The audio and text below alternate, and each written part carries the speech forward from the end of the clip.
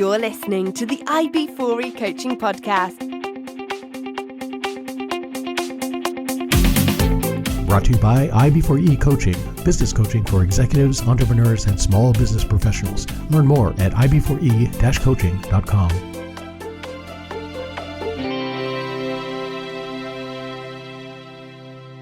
Hey, Coach Harlan here. Welcome back to the podcast. Hope you guys are having a phenomenal week.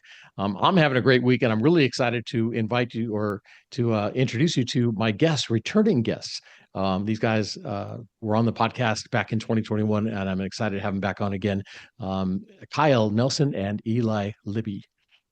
All right. After a series of life-changing circumstances, including devastating loss of property due to the Paradise Fire in California in 2018, miscarriages, the death of an important family member, painful divorce, loss of their amazing company, the results Imagery, any one of which would have put most people on the ground. Kyle, Nelson, and Eli Libby embarked on a path of solitude, growth, and rebirth. Together, they became certified life coaches, driven by a shared mission to empower others to break through life's challenges and discover their full potential. They built Peak Fulfillment to serve as a guiding light for those seeking clarity, balance, and fulfillment. Guys, welcome back to the program.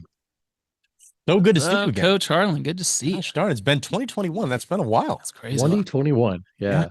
Gosh darn. It's been a long time. A lot of changes have happened since then with me, certainly with you guys. And that's why I wanted to have you back on the program. I saw that you had launched this new program, Peak Fulfillment, and I thought this is awesome. This is amazing. So I want to dive into it.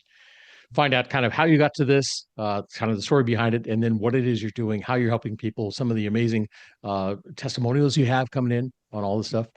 I want to touch base on everything and just catch up because you guys are cool. But before we get started, I've got 10 questions. You remember the 10 questions from last time. People know these are the questions from the TV show Inside the Actors Studio, where the host James Lipton asks these very same questions of his Hollywood guests, TV, film, and stage. And I figure, hey, if they're good enough for the Hollywood elite, they're certainly good enough for my guests. So you guys, 10 quick questions for you. Right. Question number 1, what is your favorite word? Love. Empowerment. Nice. What is your least favorite word? Hate. Man, that's a hard one. I would go with hate. Yeah. Mm-hmm. Yeah. Good. What turns you on? Light switch? A light switch? Really? I ain't gonna go there. Yeah. I would say this is weird. I would say empowerment. I can go into that later on the road. What's up, babe? Okay.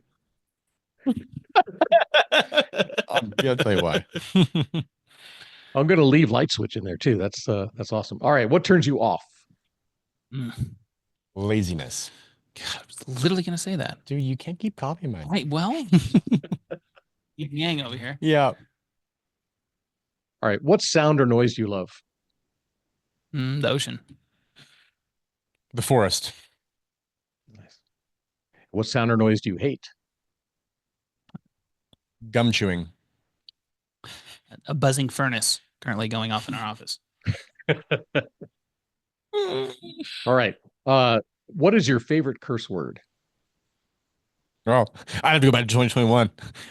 Rhymes with the breed Shih Tzu. Ryan's with muck. Got it. A mucky Shih Tzu. Got it. All right. What profession other than your own would you like to attempt? Comedy. Professional. All right. What profession would you not like to do? Airline attendant. Accounting. Accounting. Very good. All right. Final question. If heaven exists, what would you like to hear God say when you arrive at the pearly gates? You made it. You left impact. Nice. Very good. Both good answers. All right, guys. We're going to take a short break. When we come back, I want to get into some of the things that brought you to Peak Fulfillment, how you started this, the ideas for it, the amazing things you have going on, And at some point, we're going to transition and talk into courage and leadership. Cool. All right. All right. And listeners, we'll be talking about all that and more right after this. So stick with us. And I'm back with my guests, Eli Libby, Kyle Nelson. It's good to talk to you guys again. Thank you so much for coming back on. So, Kyle, start with you. Give us a little bit of history, some of the challenges you faced that brought you to peak fulfillment. Yeah. Well, I have a long history of just trauma and stuff happening in a pretty short amount of time. Grab some popcorn. Took me, let's laugh about it. Let's make it funny. I'm just saying for the comedy. audience. Yeah. So back in 2018, like you mentioned, my house burnt down in the campfire in Paradise, California. In addition to that, my parents' house burnt down as well. And I lost my business, little Main Street business in Paradise. But November 8th, that happened. November 7th, the day before, me and my wife had our first miscarriage. We were excited. We were ready to have, another kid in our life. And we started to, you start naming the child already. You start seeing your future with it. And then having a miscarriage. That's very heavy. That's difficult. There's mourning that happens. It's a death, in the eyes of a parent. And that wasn't heavy enough. The next day I lost everything in my life, everything in my parents' life. And my life completely crumbled. And the way I like to look at it is we have peaks and valleys. I was obviously in a valley, but I was digging a trench in the valley. How much deeper could it get? And so after that time, I obviously was wanting to be resilient. I was the backbone of my family. I was trying to figure everything out for us, including my parents, and just trying to be a positive mindset. And so with that, I suppressed my feelings and my emotions. I didn't give them attention they needed. I continued to let that build up over time until I got to a breaking point, April 21st of 2021, which I would be actually interested to see when we had our conversation. It was in March 16th. I was hurting very bad, and I was just getting by every day. My emotions were numb. I couldn't really see the next day. I was having so much anxiety every day over small things. What shoes should I put on? Do I do the dishes or whatever that may have been. But the 21st, I looked at myself in the mirror and I said, I have two options. Either this is it and I'm done. I'm clocking out in life. And then I looked at myself deeper and I said, Kyle, you've gone through so much. You've learned so much. You've studied so much. You have friends and family. What if there was another option? And that option was escaping reality for a few days and try to reevaluate my life, try to understand what's next, but most importantly, see these emotions for where they're at. And how do I utilize these emotions in my life to give them space to happen? And that was the most important thing that I did. So my wife gave me some kind of journal prompts, and really that was the first solo retreat. I went out to Coos Bay on the Oregon coast, and I just took off for 4 days, and I just processed, and I cried a lot. I was very scared. It was a very uncomfortable thing to do. And it was healing, and it was transformational. And I came back completely new man, back into the business, ready to go, back as the father I always wanted to be, back as the husband I needed to be, and the friend that I needed to be. And I actually had vision, and I could see forward again. And I couldn't see forward for like a year. I just couldn't see it next day. And then sure enough, he started going through some stuff shortly after, which I think is a good leeway into. Yeah. Absolutely. Yeah.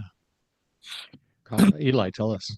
Similar time that we did the show in 2021. It was just wild, the timing of this. But when Kyle came back in June, everything just kind of started to crumble for me. It was when it rains, it pours. In the span of 2 weeks, I went through a divorce. I found I was being cheated on, and the marriage ended. I lost a family member who was this kind of cornerstone or northern light for me. And then our business took a massive crumble. Coming kind of out of COVID, we just dropped off a cliff. And for me, the accountability to other individuals, I'm a people pleaser at heart. And when I can't put food on the table for somebody else's family, it is detrimental to me. And that almost hurt more than the divorce, is to sit everybody around a table and at one time say that this is your last day. And I felt like I had failed all of them. And we had failed all of them, but I took a ton of the burden, and it really brought me down. So luckily Kyle had gone through his stuff, and he was able to tell me, hey man, this is what you should do. And the clarity that I got out of that was I played golf pretty competitively growing up, and you're in these as a kid growing up playing golf, you're surrounded in a 3 or 4 some with older individuals. And I had heard a term from somebody, I don't know when, they said there's always going to be somebody better than you, so don't take it too seriously. And I was able to use that term and analogy and flip it into there's always going to be somebody with a worse problem than you have. So it was a really good perspective that what I'm going through is bad, but I think other people are probably going through worse stuff. But what if I could help package something and show them what did I do in this time in the valley? What did we do to kind of climb to the peak? And that is when we started to kind of at least put the idea of coaching on the back burner, on the shelf. Didn't know when we were going to revisit it. We've had a lot of people say you guys should be coaches. And those 2 moments in our life were kind of defining points, and they happen for a reason. And we have what we have today because of those 2 really influential times in 2021. Nice. Yeah, your business before Results Imagery. I went out today. There's still photos out there on Instagram. Some of the pictures you did, because it was product photography, right? And amazing stuff, and some big names too. You had some good clients. What was it about COVID that took it down? It was this climb of during 2020, we really exploded. We ended up having 15 full-time people on, and it's very unique for a content studio. Usually it's very freelance based, but we were able to bring on salaried individuals during this time, and people are looking to generate more product at that time, right? Everybody's shopping online. They're in their homes. So the sellers are looking like this is a great time to sell more online, but they didn't have a studio to do their content. So they're looking to outsource it. And they found, a lot of them found us. We were the #1 ranked lifestyle product photo company, and they were finding us and shipping us product, and we were going wild. So we scaled. And then when the studio started to come back, things started to tighten up a little bit. That's when we really hit a wall, and it was a very unexpected wall that we hit. Yeah, I remember I was reading all your on your website and stuff. Yeah, your about section is great. You got all kinds of information there. What you said in there, you got down to $1.28 Yeah, no, account, and you had 12 employees you had to. I mean, with that, pay. that's coming out of $200,000 months, Mm-hmm. and seeing one day we looked at the account. I think you texted me and you're like, payroll's due tomorrow and we have $1. Yeah. 28. We're like, well, what are we gonna do? Part of that too is just a great learning experience, right? Like how, as business owners now, it's like we have a lot more attention and visibility around some of that stuff. I believe it happens for a reason. For sure. It happened for a reason. Huge learning experience. It gave us our stars and stripes. Yeah. You know, we built some good scars from that, and there's things to learn from. Some big wounds was calloused over, and we can look back at that now. And So I love the concept of peak fulfillment. You guys talk about the going out on just solo, out wherever you find your comfort zone, right? If it's a beach, if it's a mountains, if it's wherever it is. That's I love the outdoors. I love going solo camping. That's where I recharge my battery, so I can understand that. But just the whole thing of going out and just being with yourself, with your thoughts, and kind of discovering again your main purpose. Uh, Kyle, walk me through that transition point. Like, how many was it? Just after a day or two? Was it at the end of the days that you went out there? When did it hit that you finally said, "Now I've got the clarity I was looking for"? that's a great question. Clarity came from that trip, but it wasn't during the trip. It was definitely after reflecting on it and going through the motions. I was the first day I didn't know where I was going, and it's actually interesting. I have these photos that I took of myself. I did a selfie as I was leaving my driveway in my car, and I didn't have my glasses on. I don't ever not wear my glasses. I don't take photos without my glasses. It's part of my identity. It's who I am, and I'm blind without them. For some reason, in this selfie, I didn't have my glasses on, and I don't know why. And especially when I'm on the driving seat, like getting ready to drive, I don't get it. And I just look at that, and I didn't have any focus or view. I didn't know where I was going, and that literally shows to me my subconscious was talking to me, telling me that as I look back at this. And I just discovered this like a couple weeks ago, these photos. And then of course I took a last selfie at the end of the trip, and you could see the energy, the color back in my face again, the emotion, and with my glasses on. um, but yeah, it was about 3 or 4 days, I believe. I think it was like 4 days. It was 3 nights, and I just took walks at the beach. I found quiet places to meditate and pray and just think about what's next and just try to hear whatever I could hear. And the biggest thing that came out of that weekend was this is I learned that there's so much external noise going on in our life at any given moment. And that external noise can even be from ourself. We're processing, thinking, and creating scenarios and stuff. The only way you can actually process and hear your inner voice, which we feel has all the answers, is going to solitude and stillness and just listening and turning off the external. And that's what I did. I turned it off. And all I could hear is my inner voice just get louder and louder and louder. And I just started getting answers and I just started processing things I hadn't even thought about over the past few years. And since then, that's how I've walked through life. And right after that next week, I put on my calendar Thursdays, the first half of the day, I'm not going to be in the office. I'm not going to do anything. I'm just going to go listen, whether it's a walk, whether it's going to the coffee shop and just kind of looking and just watching, whether it's journaling, maybe it's sleeping in, whatever it was. I committed to myself, and I had that pretty much all the way until we closed up results for the most part. We were doing it full time, and it was helpful. It was really helpful. So you went to the beach. Eli, did you go up to the mountains? Is that where you took your time? I actually took a camper kinda- to the ocean, but I went up into the woods, if that makes sense. So it was like 6 miles back. Best of both worlds. Yeah, I got best of both worlds. There's some photos I think they live on the website of my setup. So I have a camper, and I found this amazing lookout, just totally secluded for the most part, and looking at the ocean with the mountains there. It was perfect. It was a really, really amazing spot. That's where I find peace and clarity, is in the mountains, and then the ocean was just a cherry on top. Perfect. Yeah. And Kyle, you said your wife gave you some prompts for your journaling. What were some of those prompts, if you can share those? Oh man, I was breaking down. There was an ikigai, right? Ikigai. Ikigai. Yeah. Ikigai that I did. Ikigai sounds like some little toy you get out of a gumball machine or something. But I did that.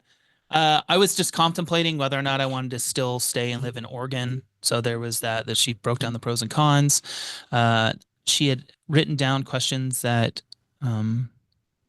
what is it that's stopping you from moving forward? She helped me define the fire and what that meant in my life and the miscarriage.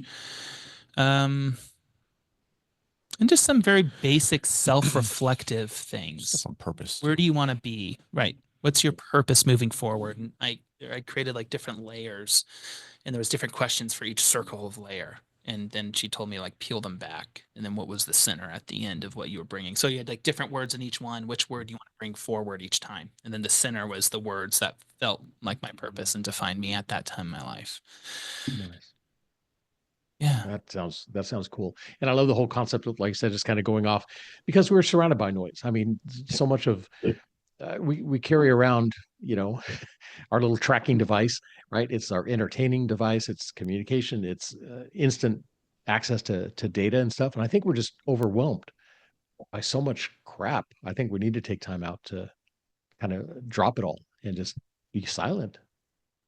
Couldn't agree more. That's exactly the individuals that seem to gravitate towards us, is people that are very overwhelmed, very stressed. They can't see forward. They're foggy. They have too much noise in their life, and they don't know how to shut off. And that thing is attached to your pocket, essentially, that it's hard to shut off. Yeah. And then our own noise, because I'm like that. I think of things, I bounce things off myself. My inner voice is arguing with itself and everything. So yeah. Doesn't stop. Nope. So, and let's see. It's almost like a pandemic of things that are happening right now. Our young kids causing trouble, harming themselves, harming others, destroying properties, just all the stuff that we've gone through the whole COVID thing and on. You still hear these things in the news and stuff like that. And I'm wondering how much of that is this inner feeling of hopelessness, helplessness, right? But hopelessness and that nihilistic kind of, life is meaningless and stuff. Is that, I mean, do you guys agree? Is that kind of what's driving all the stuff we're seeing in the news? I think it's natural actings out of because kids don't know how to deal with these emotions, deal with things that they're going through anymore. They are inundated by social media and having knowledge that's not inappropriate for the child at their developmental age. And they act out in different ways, whether they see it consciously or subconsciously the way that they're doing. And they're also just following their role models, and they're just seeing what's happening online. And so they're going to say, okay, if my role model does that, that's important as well. And yeah, the other part of it is the environment at home. How is your environment at home? How are you teaching your children? And how are you allowing them to deal with their emotions? Are you helping them? Are you telling them to go to the room and just let them cry it out and not let them speak it out? I could do a whole podcast on that conversation. Yeah. As you can see, I jumped in there. Yeah. No, absolutely.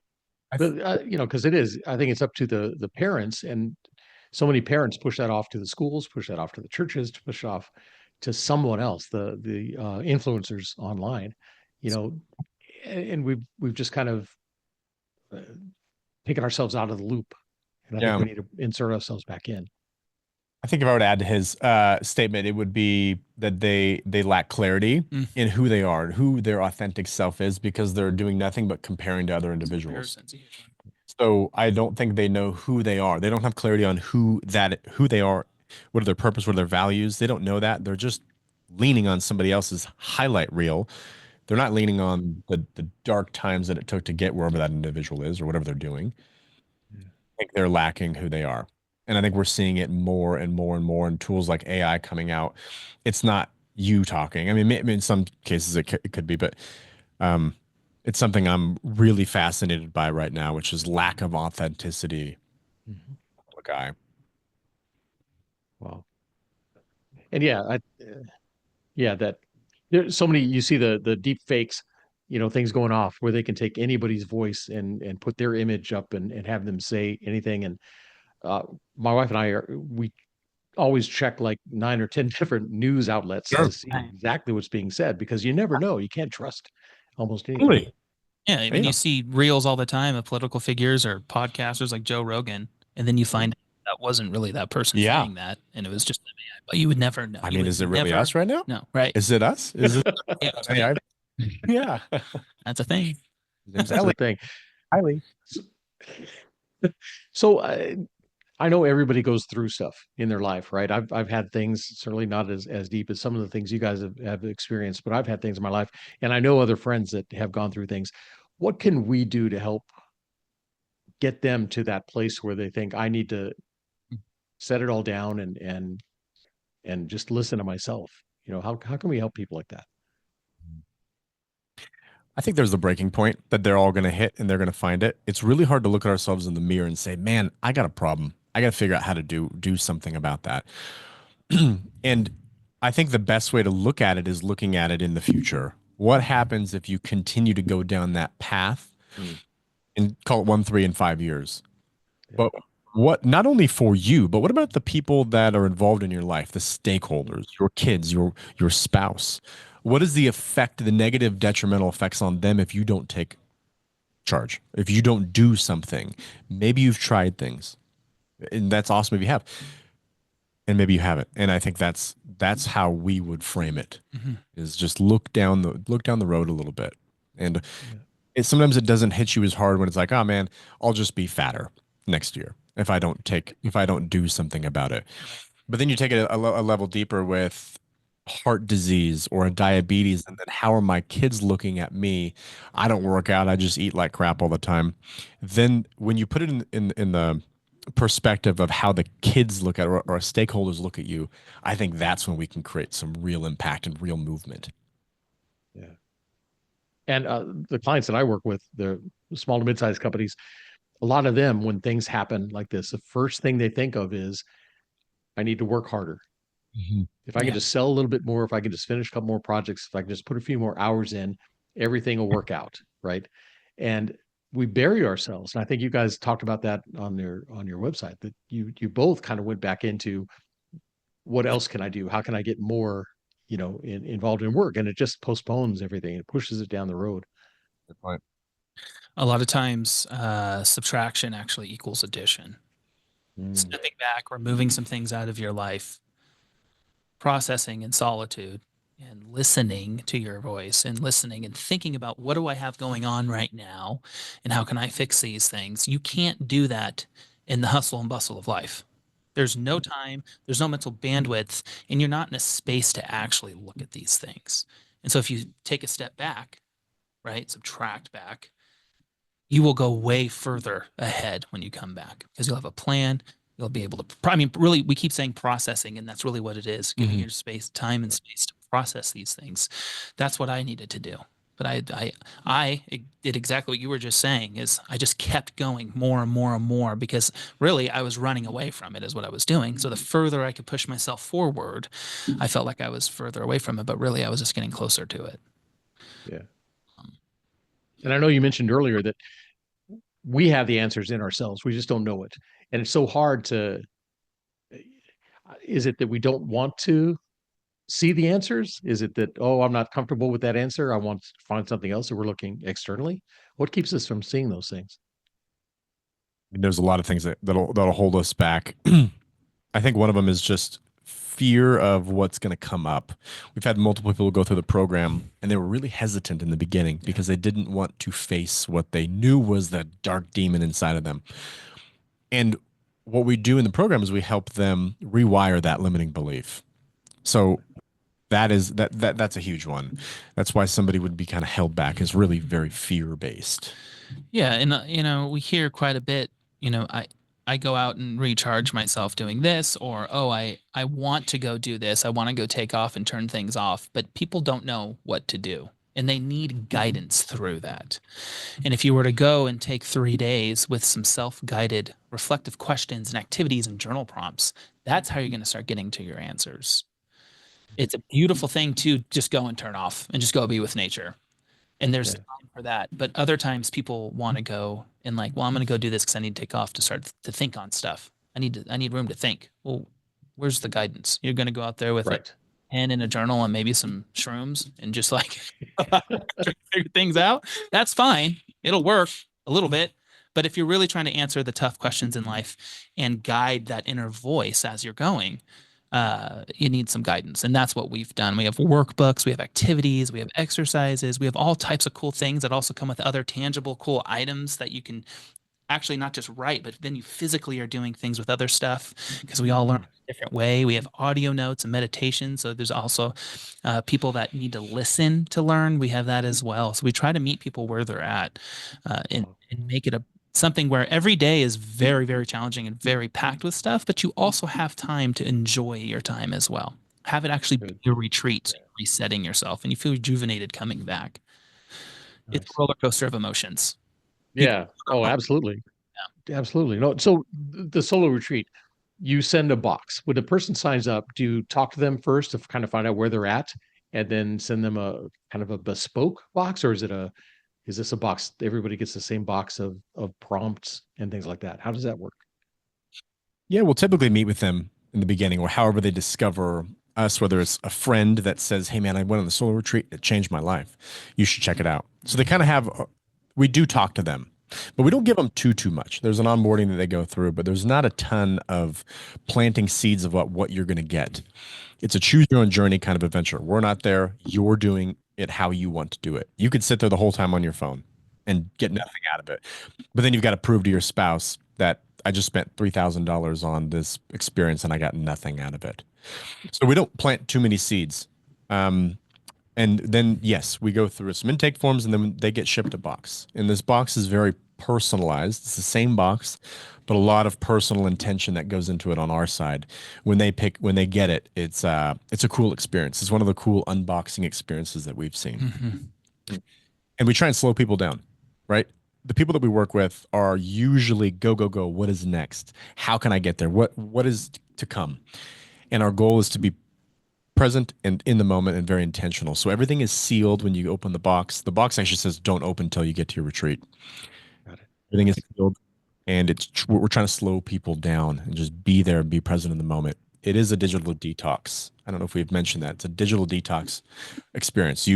We teach you how to brick your phone, and when you get there, Nice. go so that you're ready to roll when you get there. Very cool. And you recommend 3 days solo? Yeah, usually it's a 3-day process. Some people take a little bit longer, depending on just how much time they have. But each day is a different workbook, and they're sealed. So like you were saying, we teach people to slow down. You're not allowed to open the next workbook. You just work on the day's workbook and be present and intentional in that. But typically, people show up a day early and leave a day after, so they can really set the stage. They're not thinking about packing, going, and moving. And it's like, no, just give the 3 days time. You're going to be happy that you did that. And everything is built on our experience. So it is built on how did we do it? What were the best practices that we did? Or the workbooks are us. We poured our heart and soul into this. But some people either don't have time, they don't have the bandwidth. So we do recommend best practices, right? Get out of your house, go find somewhere. Our team recommends places based on what you love. Do you like a sauna? Do you like a view? Do you like an ocean? We will help you predefine that spot. But if you only have a weekend, or you have a Sunday this weekend and a Sunday next weekend, and you want to do this at your house, do it. Go for it. Now, your results might not be as great if you were to go take this thing out and do it, but we don't want to create any barriers for somebody, a stay-at-home mom that can't get out of the house, right? But she still wants clarity, and this will help her get there. Nice. And then after they go on their solo retreat and put all this stuff together and come back, what is the after steps? What happens after that?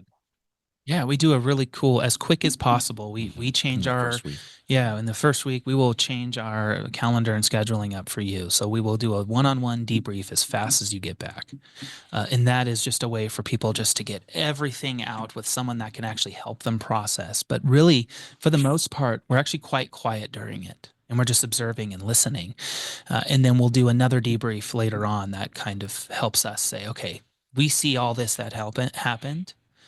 Here's the questions we have. What have you done to work through this? All that. And then we have an optional mastermind if you'd like to do that as well. And that's a 12-month mastermind you can join.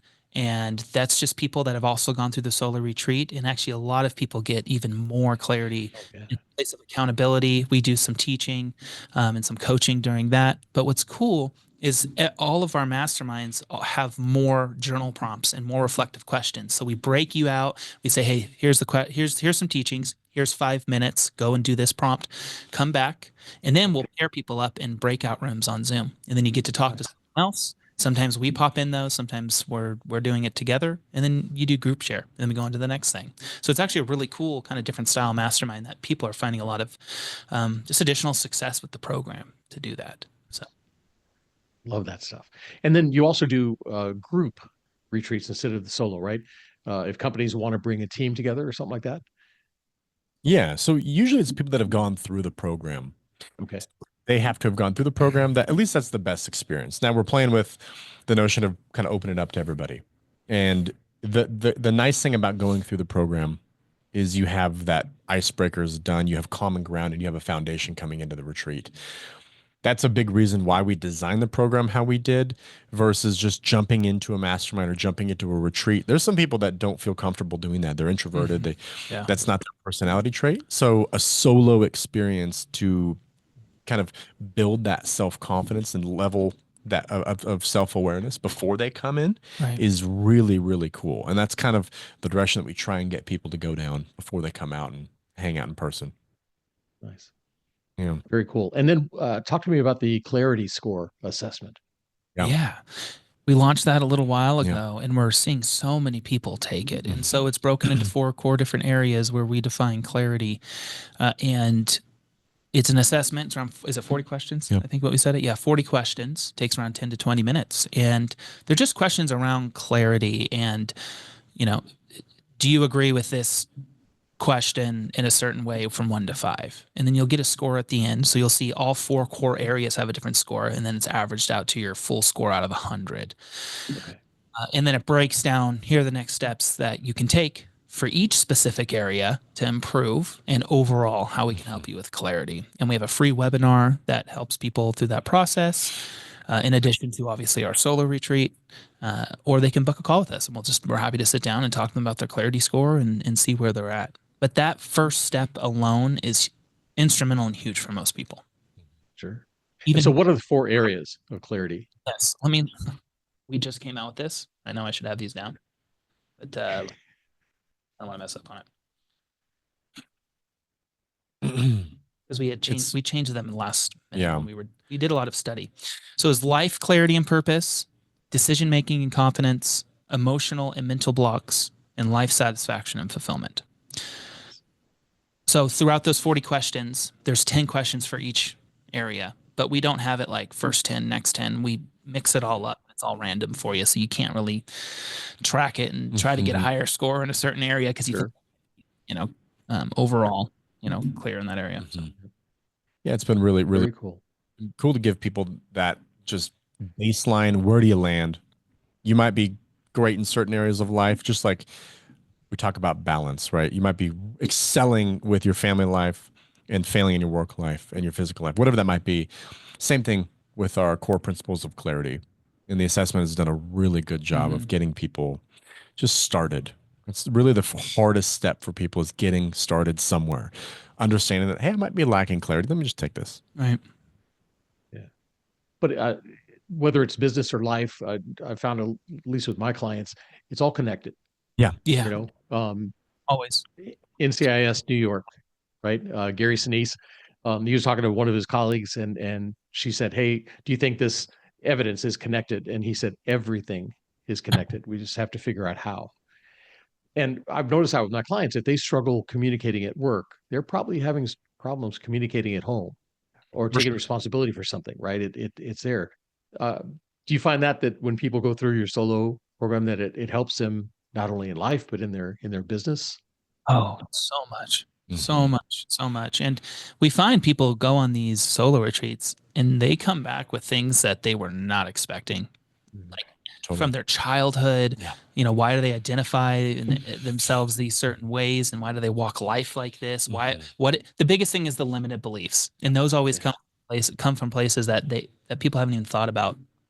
Sometimes their whole life. An event happens and then they just put it away, and we ask these questions, and for some reason their mind's connected to that. It's really cool. It's really cool. And if you can show up for yourself on these solo retreats, you're going to be able to show up as a better employer, a better husband, and so forth. But you got to be able to put yourself first and know that you have permission. You just have to give it to yourself, and that you're worthwhile all the time. People don't think they're worthy, and they don't think that they have the permission to go do this. And people too that don't journal, right? People that don't journal, that is something that I really think that they learn about themselves is they're doing that deep inner work. They've shut off the outside noise, and everything just starts to spill out. Maybe again, like Kyle said, not with what we thought we were going to go there for. If we thought we were going to go there to work on our business, to find a clear path. Why did I start it? What is the next step for that? Next thing you know, they start uncovering stuff about their childhood. I mean, we all have a lot of shih tzu that comes up, and it all starts to pour out in that. And people are journaling like 80 to 100 pages. It's wild. Well, it's 16 or 160. 160 pages was like somebody just, and that's just more like, again, once you shut off and like Kyle said, you give yourself that permission and you feel worthy, it just starts. To do it too.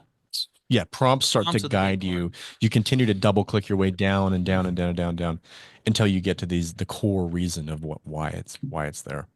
Wow, really cool to see. Yeah, I struggle journaling. I'll journal for a month or so, and then it just kind of tapers off. My wife has been journaling since she was like 13 or something like that. She's still got all of her journals up in a box in the attic and stuff. And it helps you clarify because it's just you and your thoughts. And you see what you write down and you go, well, wait a second, let me explore that. And you dig a little deeper and then go a little deeper.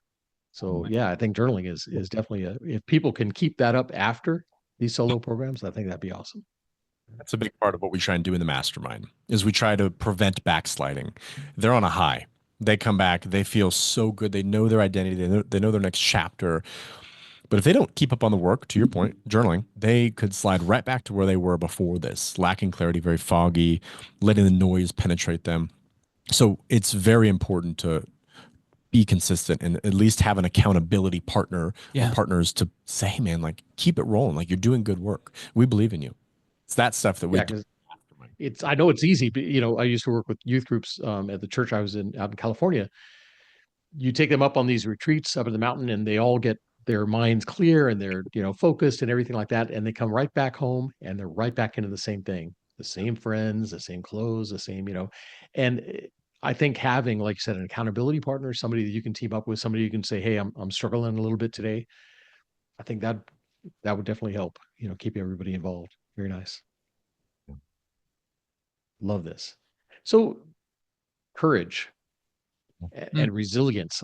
I mean, just the resilience you guys have shown is just amazing. Your creativity on this, but the courage. Where did you find the courage to, number one, get through all this, but then use this as the foundation for the new business? I mean, for me personally, two things. The courage that I had just before the business and everything I went through was, what's the other option? And I don't want that option. I don't want my family to deal with that. I don't want my friends to deal with that. I don't want, my community to deal with that. The courage with the business is I don't want people to be in that position. It hurts to know that there's so many thousands, millions of people that are dealing with really bad Shih Tzu.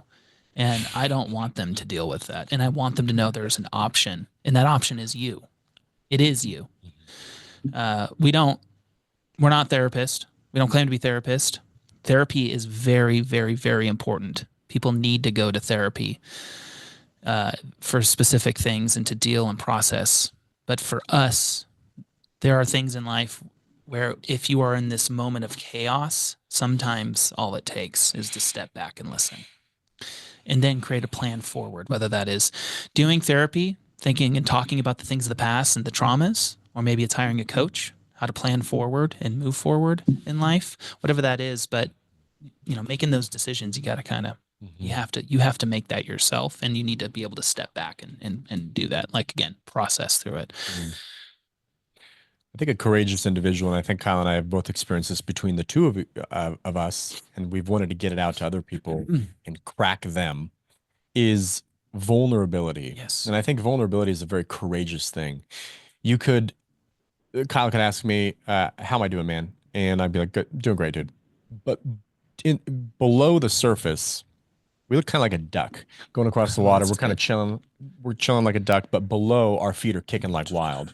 Right. And it's a very courageous move for me to drop my ego and say, dude, I'm not doing good. Not at all.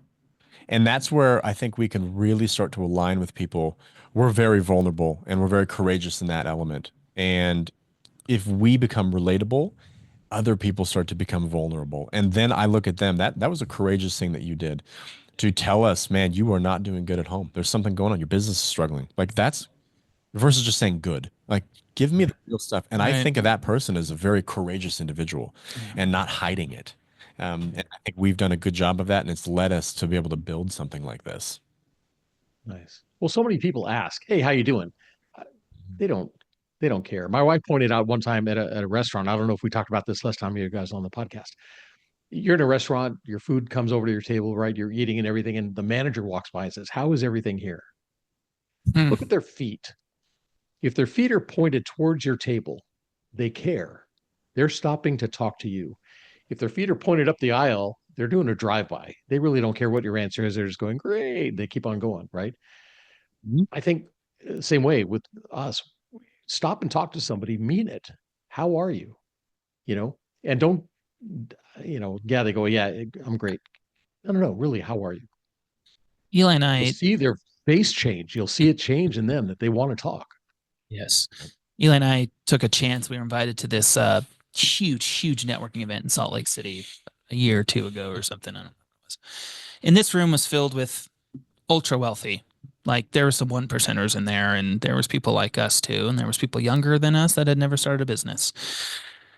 We were going around doing the rounds, trying to talk to people, and you could tell it was just, when you're talking to someone and you're in a circle, you're not really talking to them. But there was this one gentleman that was on the couch just sitting there, and we just felt this aura and energy. We're like, and we found out what he did, and we're like, we need to go talk to him. During that 3-hour event, everybody was inundating this guy. And we're thinking, okay, let's see if we can get, when you're networking, let's see if we can get a minute with this person. Yeah. I bolted off, remember? Yes. He We was sat down with the guy. He leaned in and he gave us like 30 minutes and he was there and present. He didn't care who was coming up to him. And that showed genuine authenticity. And that's what we try to practice is like we are completely turned off. We are on with you at that moment, and we're going to help you process and through this. We legitimately mean it when we say we're your accountability partner, and we're here to help you. But that taught us a lot, where there was this person that everybody wanted to talk to, and he didn't know us. We were from like we weren't even local, but he gave us the time, and he leaned in and he listened. And now we hit him up all the time when we have questions because he does similar work as us, and good guy. really good guy. Yeah. Yeah. Awesome. If businesses want to help their people, if they've got somebody struggling or something like that, it always seems like it's difficult to refer somebody into a program like this or recommend that they go through something like this, because then the person thinks, oh, what, I'm not good enough, or I'm not, how can people refer somebody in, and maybe an employee or a colleague or something like that? How could they refer them to say, hey, I think you could benefit from this? You want to go or you want me to? I can jump in. A big part of it is like, yeah, you can't say, man, Kyle, you really need this, man. Yeah. You're really going off the rail. Hard to say that. And when I talk about referrals, we do a lot of referral work. I always like to have the referrer go through the program because it changes their environment. It changes their world when they go through it and they have a transformational change into clarity. I would say 9 out of 10 people, the reason I say I can go into 9 out of 10, but 9 out of 10 people say when they jump on their first debrief that this changed my life. That's the words that they say. So to get the referrer to have that experience, Right. it changes, it makes it feel very genuine and authentic when they refer somebody. And then they'll know what their pain points might be. From a business environment, it might be burnout. It might be lack of purpose or morals that have kind of gone off the rails. If you're stressed, if you're stretched too thin, these are all things that might come up that you might observe of a colleague, a friend, a spouse, where you're like, try this out. This is a very different approach, and do it by yourself. They're not there. You're not getting coached. I think there's an ego behind, man, I need a coach. I need a therapist. This is different. This is more like you do it for yourself and by yourself. Well, and all the top highest performers and highest achievers have coaches. Yeah. All the highest performing coaches have coaches. There's a reason. And in terms of employees, we're definitely playing with the idea. Well, it's already started. A company for or a product for employee wellness. So very similar to there's products out there for employee volunteering and all that. We're creating a box and a program where you can buy them for your employees and let them take. There's these PTO mental health days or mental wellness days. Yeah. The stats show only 18% of employees are actually taking them. And because one, it's taboo and people don't want to admit they need to take a mental health day. They don't want to do that because it has a negative connotation. We want to change that. We want to encourage you to go work on it. And when they do take that day, what is everyone doing? They're Netflixing and DoorDashing. They're not actually working on their mental health. They just go numb for the day, which feels good. That feels good to take a day off, knowing you don't have to do work and do some, watch some funny shows and get some pizza or whatever. But at the end of the day, those days should be reserved to actually improve yourself. So we want to be able to create pretty much a one-day at-home retreat where you can find clarity with your job. Maybe it's stress managed, all these different things. And we've piloted it with some pretty big companies so far, and they got a lot of good reception out of it. So that's something kind of awesome on the side that we're working on. But that would be cool because then we have a goal of we want to impact thousands and thousands of people. That's an avenue that we can do that fairly quickly. So very cool. Well, and I was going to ask, you guys have done so much already. Kind of what's next? What's on the horizon? And I think that kind of a package I think is great. Yeah, we're writing a book. What's got coming up? Yeah, we're writing a book. We're working on a book right now. Very good. That talks about our journey into clarity, and then it has tools and a pathway to help you start that journey as well. Yeah, aside from the corporate approach, the book, continuing with what we're doing here at Peak Fulfillment, the other big push right now is around speaking and getting on stage, because our story and our openness and vulnerability really creates this relatable feel to the audience. And we love doing that. It's such a passion of ours to speak and not necessarily share and sell the program. It's really more about giving them an outlet to, hey, this is what we did. This is how we did it, and take it with a grain of salt, but try it out. If you've tried everything, it's not working, what do you have to lose? Yeah. Very cool. Awesome. All right. If people want to find out more about the programs, how can they do that? What's your website? Yeah, we've got 2 places we want to send you. We highly recommend you to take the Clarity Score assessment. Go do that. See where you're at with free. the clarity. It's free. Takes 10 to 20 minutes. That's myclarityscore.com. myclarityscore.com. And then the other one, of course, if you're ready to take that step into clarity and you want to take a soul retreat, just go to peakfulfillment.co. That's peakfulfillment.co. Go check us out. Book a call. Email us. Or hit us up on LinkedIn. We're very, very active on LinkedIn. Very busy on there. So love to engage with you and your network as well. Awesome. Well, yeah, and I will add all the links down into the show notes so people can find this. I'm going to go out and do the clarity score. I think that's cool. It's a nice way to kind of get, what am I struggling with, right? Without going maybe through an entire program, at least get a insight. Hey, is this something that I need? Maybe I don't have clarity in these areas of my life. Exactly. Very cool. Good stuff. Kyle, Eli, thank you so much for coming back on the program. And thanks for what you're doing with Peak Fulfillment. This is awesome. Absolutely. Thanks for having us, Harlan. It was amazing to see you again. Yeah. Appreciate It's good to see you guys. Next time I'm in Bend, Oregon, up in that direction. So that's the one area my wife said if I was going to relocate and live somewhere, that would be the area. We loved it up there. It's just beautiful. It's awesome. So hang out. All right, we'll do it. We'll check you out next time. All right, listeners, hope you guys are taking notes. A lot of good information here. I will have all this information and links down in the show notes, so make sure you check it out. peakfulfillment.co and check out that myclarityscore.com, right? .co or .com? .com for myclarityscore.com, peakfulfillment.co. Got it. Okay. All right. I will have those in the show notes. Please share this episode with your family, friends, colleagues, anybody you know, and stick around because there's always more coming. That's it for me, Coach Harlan saying so long for now.